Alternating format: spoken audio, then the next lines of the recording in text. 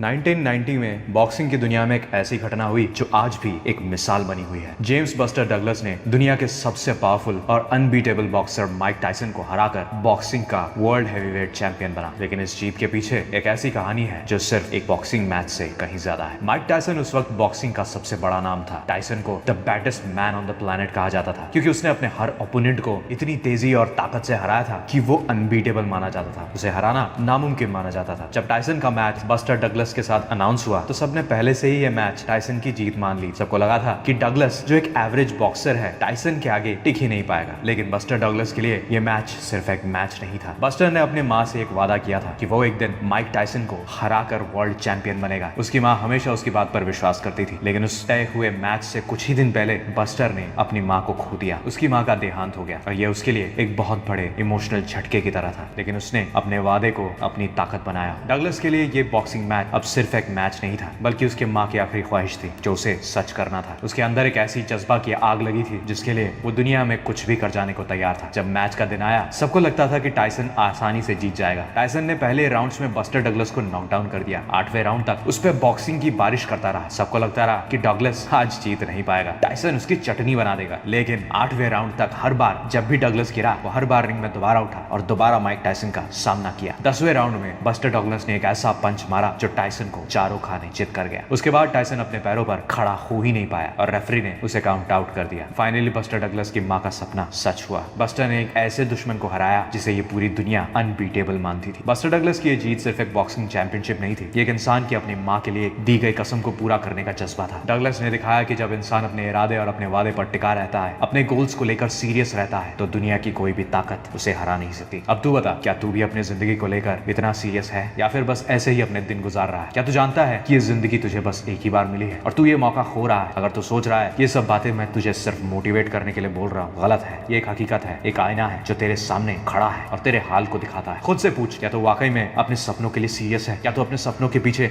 अपनी जान लगाने को तैयार है? याद रख, जो अपने सपनों को, अपनी जिंदगी को सीरियसली नहीं लेता, ये दुनिया उसे सीरियसली नहीं लेती। अभी अभी हाल ही में एक मूवी रिलीज हुई थी जिसका नाम था छावा। छत्रपति संभाजी महाराज की कहानी। वो वीर योद्धा जिसने अपनी जिंदगी को अपने देश के लिए कुर्बान कर दिया। उसने अपना जीवन का हर पल मराठा साम्राज्य और हिंदू धर्म की रक्षा के लिए लड़ते हुए बिताया। संभाजी महाराज ने अपने पिता शिवाजी महाराज के सपनों को आगे बढ़ाया और अपने राज्य की रक्षा मुगलों से करने के लिए अपना आत्म बलिदान तक कर दिया। 1689 में जब संभाजी महाराज को मुगलों ने कैद कर लिया था तब मुगल सम्राट औरंगजेब ने उन्हें इस्लाम कबूल करने के लिए मजबूर करना चाहा। लेकिन संभाजी महाराज अपने धर्म और साम्राज्य के प्रति इतने वफादार थे कि उन्होंने उसके सामने झुकना स्वीकार नहीं किया। इसके बाद संभाजी महाराज को न जाने कितने यातनाएं दी गई। उनका शरीर कच्ची हालत में चीर दिया गया, गर्म सलाखें डाली गई, आंखें बाल सब नोच लिए गए, नाखून उखाड़ दिए गए। लेकिन उन्होंने अपने धर्म को कभी नहीं छोड़ा, अपने घुटने कभी नहीं टेके। उनका वीरता और धर्म के प्रति समर्पण आज भी सभी को प्रेरणा देता है। संभाजी महाराज का बलिदान मराठा साम्राज्य के इतिहास में एक अमर गाथा है जिसे कभी भुलाया नहीं जाता। एक बार सोच, क्या संभाजी महाराज को एक पल के लिए भी कभी डाउट नहीं आया होगा उनके मिशन पर? क्या जब उन्हें इतनी सारी यातनाएं, इतने सारे टॉर्चर्स दिए जा रहे थे, क्या उनका मन नहीं किया होगा कि हार मान ले? इतना क्यों सहना है? क्या उन्होंने कभी बहाने दिए? नहीं। क्या उन्हें उसका फल मिला? क्या जो टॉर्चर उन्होंने सहा, क्या उसके बदले में उन्हें कुछ मिला? नहीं। वो अपने सपने को देख तक नहीं पाए, आजाद हिंद को देख तक नहीं पाए। लेकिन ये उन्हीं के बलिदान का फल है कि आज तू और मैं अपने देश में आजाद घूम सकते हैं, उस वीर पुरुष की वजह से। वो दर्द, वो मुश्किलें जो उन्होंने सहा, तेरे दर्द के सामने कुछ भी नहीं है। फिर क्यों अपने दर्द के लिए कंप्लेन करता है? अपनी ताकत जुटा, किसी और के लिए नहीं तो बस अपने लिए लड़, आगे बढ़। सोच, तेरा वक्त हर पल कम हो रहा है, हर घंटा हर मिनट जो तू बर्बाद कर रहा है वो कभी वापस नहीं आएगा। तू बस ऐसे ही आराम से बैठा है बिना किसी फिक्र के। ये वक्त तेरे सपनों को हासिल करने का है और अगर तू अभी भी सीरियस नहीं हुआ तो ये जिंदगी ऐसे ही तेरे हाथ से फिसलती जाएगी। उसेन बोल्ट को देख, एक ऐसा इंसान जो सिर्फ 9.58 सेकंड्स में दुनिया जीत लेता है। ये कहानी है 16 अगस्त 2009 की, जब बर्लिन वर्ल्ड चैंपियनशिप के दौरान बोल्ट ने 100 मीटर रेस का वर्ल्ड रिकॉर्ड तोड़ा। उस वक्त दुनिया में सभी की नजर बस उसी ट्रैक पर थी और बोल्ट ने ऐसी तेजी दिखाई जो पहले कभी नहीं देखी गई थी। जब बोल्ट ने फिनिश लाइन पार की, टाइमर 9.58 सेकंड्स दिखा रहा था, एक नया वर्ल्ड रिकॉर्ड। ये इंसानी इतिहास में किसी भी इंसान द्वारा दौड़ा गया सबसे कम वक्त था। बोल्ट की इस जीत ने उसे स्पोर्ट्स की दुनिया का एक अमर प्रतिष्ठित बना दिया और आज तक उसका ये रिकॉर्ड बरकरार है। लेकिन क्या तू जानता है कि उसने इस 9.5 सेकंड्स के लिए कितने साल मेहनत की है? बोल्ट कहते हैं, लोग सिर्फ मेरी रेस देखते हैं लेकिन वो ये नहीं जानते कि मैं हर दिन अपनी बॉडी को कितना ज्यादा टॉर्चर किया करता था। बोल्ट ने अपने करियर में 8 ओलंपिक गोल्ड मेडल्स जीते और 100 मीटर, 200 मीटर, 400 मीटर रिले का वर्ल्ड रिकॉर्ड बनाया। अपने दमदार परफॉर्मेंस से दुनिया भर के लोगों को प्रभावित किया। वो अपने एक गोल के लिए हजारों बार गिरा, हजारों बार जख्मी भी हुआ, लेकिन अपने सपने को कभी नहीं छोड़ा। क्या तू अपने गोल्स के लिए, अपने सपनों के लिए इतना सैक्रिफाइस करने को तैयार है? चलो सपना देखते हैं। हैं लेकिन उन सपनों के लिए कुछ करते नहीं, वो हमेशा बस सपना ही देखते रह जाते हैं। अगर तू अपने सपनों के लिए सीरियस है तो तुझे अपनी जिंदगी में कुर्बानियां देनी होंगी, सैक्रिफाइसेस करने होंगे। हर बड़ी जीत के पीछे एक बड़ा सैक्रिफाइस होता ही है। कर्नल सैंडर्स की कहानी सुन, जो अपने रिटायरमेंट के बाद अपने फ्राइड चिकन रेसिपी के साथ 1009 रेस्टोरेंट्स के पास गए और उन सब ने एक एक करके उन्हें रिजेक्ट किया। 65 साल की उम्र में जब लोग जिंदगी से थक जाते हैं, सैंडर्स ने अपनी एक रेसिपी को लेकर दुनिया जीत लिया। ये वही है KFC के फाउंडर कर्नल सैंडर्स। ये होती है डेडिकेशन। क्या तुझमें इतनी ताकत है कि तू इतने रिजेक्शन के बाद भी उठकर, इतने फेलियर्स के बाद भी उठकर अपने सपनों के पीछे भाग सके? कितने बहाने मारता है, मेरे पास वक्त नहीं है, मैं कर नहीं सकता, मुझे समझ नहीं आ रहा। सब बहाने हैं, तेरे अंदर की कमजोरी दिखाते हैं ये सब। अगर तू वाकई अपने लाइफ को लेकर सीरियस है तो तू कभी भी बहाने नहीं मारेगा। साइना नेहवाल, एक ऐसी लड़की जो सिर्फ एक छोटे से शहर से आई थी और दुनिया भर में हमारे देश का नाम रोशन किया। साइना को भी हर दिन नए चुनौतियों का सामना करना पड़ता था। उसके पास भी एक्सक्यूजेस बनाने के हजार रीजन थे,